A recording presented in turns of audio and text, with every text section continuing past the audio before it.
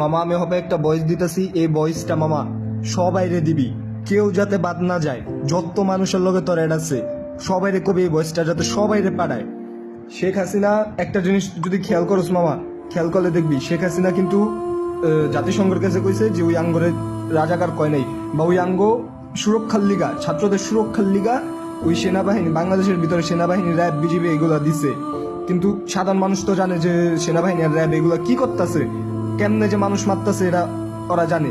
কিন্তু হপায় দিনের বেলা হপায় মনে কর কেউ, হপায় মনে কর শেখ হাসিনা দেশের বাইরে যাওয়ানোর প্ল্যানিং করতেছে। ওই যদি একবার দেশের বাইরে যেতে পারে মামা, দেশে যদি গণহত্যাও হয় তাও এরা পরে কেউ ধরতে পারবো না, কারণ ওই দেশের বাইরে।